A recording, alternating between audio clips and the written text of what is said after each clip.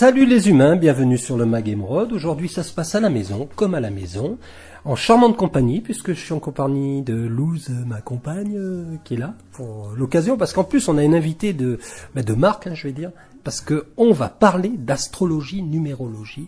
Je n'y connais absolument rien. Je vous dirai pas de quel signe je suis, peut-être de la crevette ou je sais pas. Bon bref, trêve de plaisanterie. Je reçois aujourd'hui Brigitte Baillet. Merci Brigitte d'être venue. Tu vois, j'en bafouille. Merci d'être venue chez nous pour cette interview. Merci à toi de me recevoir, justement, pour parler de mon activité, de ma passion. Alors, c'est une passion et c'est une activité professionnelle. Tout à fait. Très bien. Tu reçois, t'as un cabinet, tu reçois chez toi Je reçois chez moi, j'ai un bureau qui est consacré à cette activité où je reçois les consultants et consultantes, et puis je fais aussi par téléphone pour les personnes qui sont assez éloignées. Alors on va développer tout ça. Avant, ma question est: l'astrologie, ça va avec la numérologie, c'est ensemble ou c'est deux sciences complètement séparées? Alors ce sont deux sciences séparées, mais qui sont complémentaires. D'accord, tu vas nous expliquer tout ça. Voilà. Alors, comment ça fonctionne? Quand tu reçois quelqu'un, par exemple, la personne a une démarche, elle vient vers toi, c'est pour savoir quoi en fait? L'avenir, son devenir? Alors, il y a deux parties. Voilà, il y a les gens qui viennent pour leur développement personnel.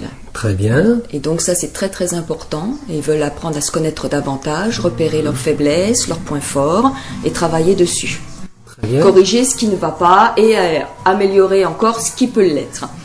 Et puis il y a les personnes qui rencontrent un problème particulier et qui ont envie de connaître un petit peu les tendances de leur futur. Voilà. D'accord. Et ça, l'astrologie, numérologie permet de le déceler Oui, on peut donner des grandes lignes au niveau prévision. D'accord. Parce que le libre arbitre intervient toujours. Bien sûr. Nous, moi je vais leur expliquer ce qui peut se produire parce qu'il y a plusieurs possibilités. En plus. Et la personne avec son libre arbitre, elle va choisir vers quoi elle va aller. Bien sûr. On est toujours un peu dans la cause à effet, en fait. Tout à fait. D'accord. Tout à fait. Les personnes à qui je vais prodiguer des conseils et qui ne les suivront pas, évidemment, il ne se passera pas forcément ce qu'elles souhaitent ou ce qui était indiqué, puisqu'elles n'auront rien fait. Il faut aussi se prendre en charge. On est dans une époque où on doit prendre nos propres responsabilités et ne plus compter sur tout ce qu'il y a autour, attendre des autres. Bien sûr. Donc, l'astrologie permet de se révéler à soi-même. D'accord, c'est plus un outil en fait... de connaissance de soi. De connaissance de soi. Oui, et la numérologie, pareil. D'accord. Alors, comment tu es arrivé à devenir une astrologue numérologue? Alors, quel cheminement t'a amené jusqu'à... Le cheminement s'est passé de la manière suivante. Je suis allée voir une astrologue parce que je me posais des questions. Et suite à ma consultation, elle m'a dit qu'elle donnait des cours. D'accord. Bon, j'ai toujours été un petit peu passionnée, mais bon, je ne savais pas trop comment faire. Donc j'ai pris des cours pendant 6 ans à raison de 2 heures par semaine. Oui. Parce que l'astrologie s'apprend. Ce sont des études, on doit apprendre les planètes, les maisons, les aspects. Il y a beaucoup de choses à apprendre. D'accord, oui, c'est une vraie science, quoi. C'est une science, oui. C'est technique, en fait. Hein. Complètement.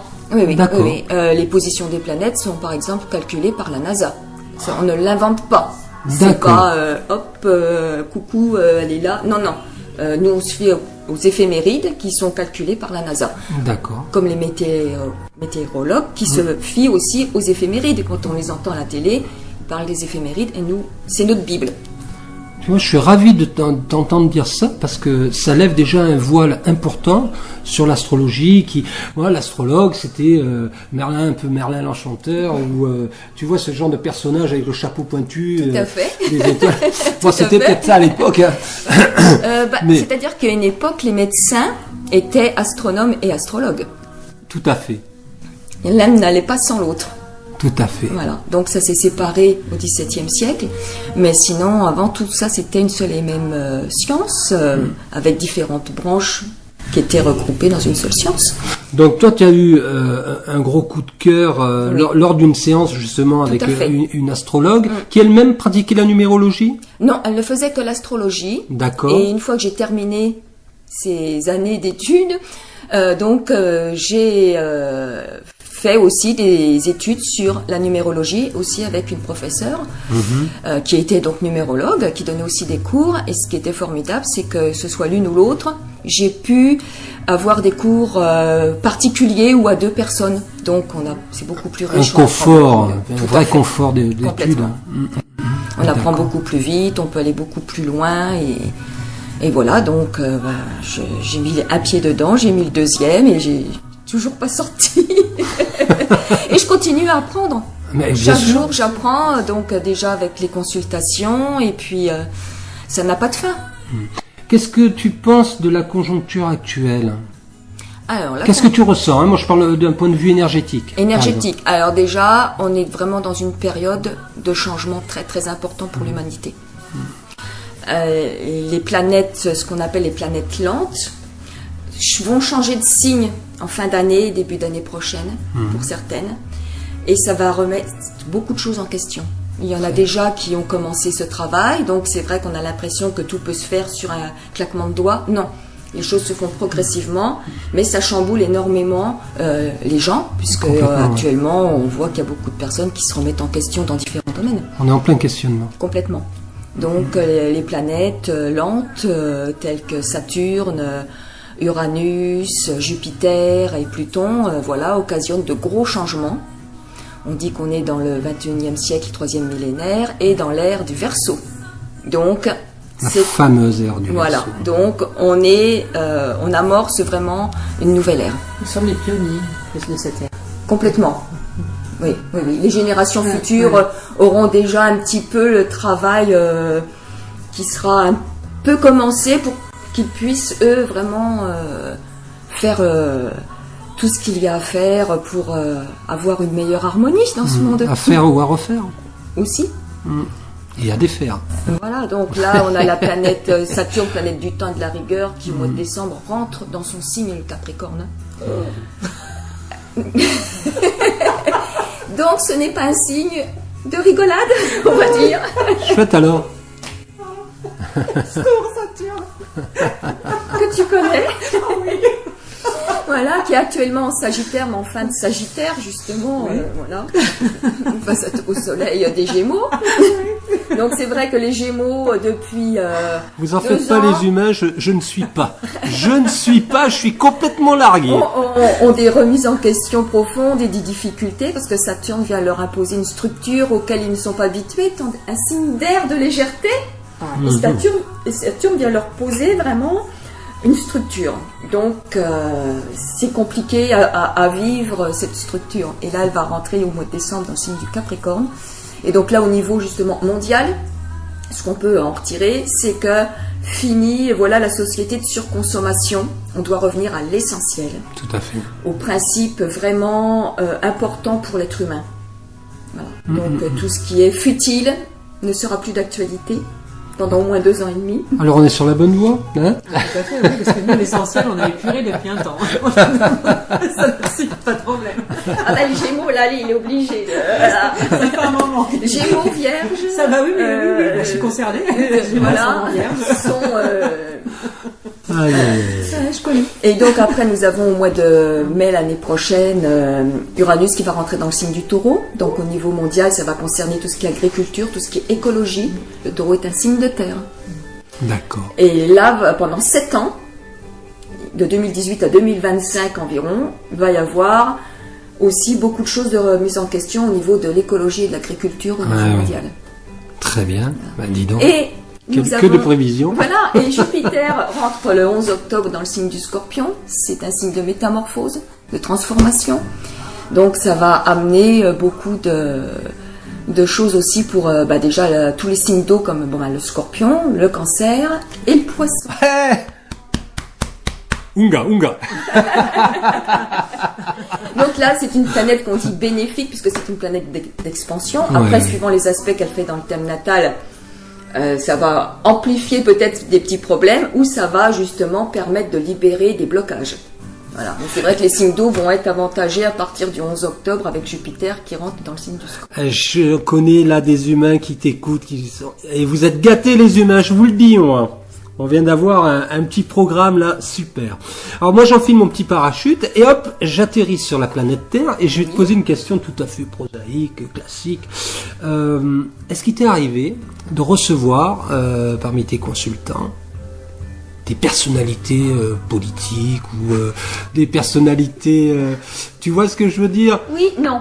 Genre François Mitterrand. Non, je ne suis pas Elisabeth Tessier. Non. Je n'ai pas ce genre de personne. Tu n'as pas ce genre de clientèle? Dans ma clientèle. Non, du tout. Non, ils Vraiment. consultent en général. Ces gens-là consultent. Ces gens-là consultent. Des décisions. Oui, parce que ils doivent bien être au courant quand même que ça influe sur les décisions. Oui, tout à fait. Oui, leurs décisions, etc. Ouais. Non, mais conseils, la question est un peu bateau, mais j'avais envie de la poser, quoi. Patrick Gianni avait prédit de toute façon, on le savait malheureusement, mais on savait qui allait être élu. Oui. Ah ouais, c'est vrai. Hein. Mais moi, c'est moi, vrai je l'avais vu déjà avant. Il y a des astrologues qui sont un peu spécialisés, dans tout ce qui peut être politique. Moi, Dans ces domaines. non, ça Oui, m'intéresse voilà. pas. Non. Mais T'es plus sur l'humain, Voilà. la démarche. complètement. Ouais. Chaque Démarche personne est intellectuelle, unique. chaque Donc, personne moi, est unique. J'ai envie d'aider, les gens qui viennent. J'ai bien fait de t'inviter alors. Voilà. J'en suis ravi, j'en suis ravi. Je trouve que l'astrologie permet vraiment de structurer justement, d'être un fil conducteur sur un chemin de vie.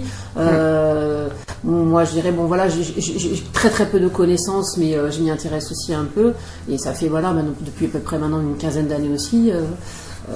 Et c'est vrai qu'à chaque fois, si après on observe les aspects, les planètes qu'il y a, on sait bien qu'on est vraiment en lien avec ce qui se passe. Hein. Avec l'univers. Personnellement, quand on est vraiment sur un chemin de conscience, on le ressent.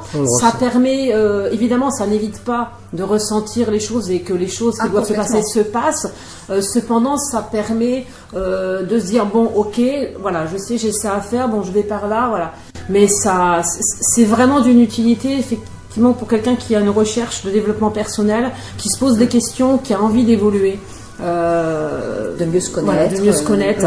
Je trouve que c'est vraiment pour moi, une science est un outil extraordinaire. Oui, tout à fait. Et je pense que, donc moi je vérifie à chaque fois, il y a des choses que l'on peut éviter, tout à fait. Il y a des choses que l'on va atténuer, et il y a des choses qu'on ne pourra pas éviter, mais le sachant, on se prend une moins grosse claque, parce qu'on est prévenu. Tout à fait. Très bien. Donc c'est vraiment utile pour les personnes qui veulent avancer sur leur chemin. Bien sûr. Alors une autre question pour un petit peu alléger cette interview qui est très sérieuse, hein, vous l'entendez, hein. Moi j'ai envie de me marrer en fait. Alors la question, ton plus beau souvenir ton plus beau souvenir professionnel de rencontre avec une personne qui t'a rapporté un petit peu tout ce que tu lui as annoncé. Ton plus beau souvenir, par exemple, est-ce que tu en as un particulier? Un particulier, non. Par contre, ce sont souvent les mêmes qui reviennent. Les gens, à la fin de la consultation, sont assez surpris de tout ce que je peux leur dire, déjà sur leur caractère. Sur ce qui a pu déjà aussi un petit peu se passer dans leur vie, leur fonctionnement. Ils sont très très surpris. La dernière cliente que j'ai eue m'a dit mais c'est pas possible, vous avez parlé avec mon mari. Parce qu'elle avait l'impression vraiment que je la connaissais vraiment intimement. Est-ce qu'on pourrait dire que astrologie, numérologie, psychologie aussi, c'est très important aussi. Quelle belle question. Je suis bon quand même. Oui.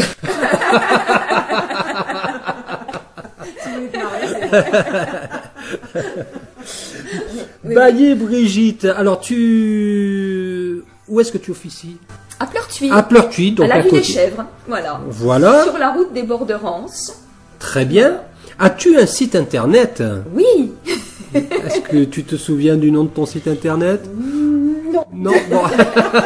Astrologie, Bayet Brigitte ou Brigitte Bayet. D'accord. Voilà. .com, tu sais pas. Bon, c'est pas très grave. En tout cas, vous aurez le lien sur le Mag Émeraude. Je mettrai le lien, je m'en charge. Tu as évidemment une page Facebook Aussi, personnelle, mais une professionnelle. tout à fait, aussi. Donc c'est Brigitte Bayet, je crois, astrologie. Astrologie. Tout à fait. C'est génial. Est-ce que tu pourrais, on va conclure cette interview, on y arrive, hein, on arrive au bout là, on est vraiment dans les 15 minutes, c'est génial. C'est génial. Quelle maîtrise. Qu'est-ce que tu aimerais dire aux humains, avec un H majuscule, du Mag Émeraude? Qu'est-ce que tu aimerais leur dire à ces humains-là? Et aux autres aussi. Allez. Alors quand je dis H majuscule, moi je parle des humains avec un H majuscule, c'est les gens qui sont dans une démarche d'élévation, tu vois, Tout à positive, de partage, etc. Et les autres, le petit H minuscule, c'est ceux qui pourraient l'être. Tout à fait. Voilà. Le petit H deviendra grand. Voilà. Voilà, oui. Alors, exactement. qu'est-ce que tu aimerais dire à ces gens-là? Qu'est-ce que tu aimerais leur dire? Que nous sommes dans une nouvelle période et qu'il faut s'y engouffrer, il ne faut pas freiner, il faut vraiment s'investir pour amener ce changement, pour que toutes les choses redeviennent positives. Donc, go, allons-y, osons. On va terminer avec ça. Osons les humains. Au revoir Brigitte, merci beaucoup. Merci Luce. Merci. Pour ton Merci café. à toi. Oh, Merci de beaucoup. rien, ce fut un plaisir.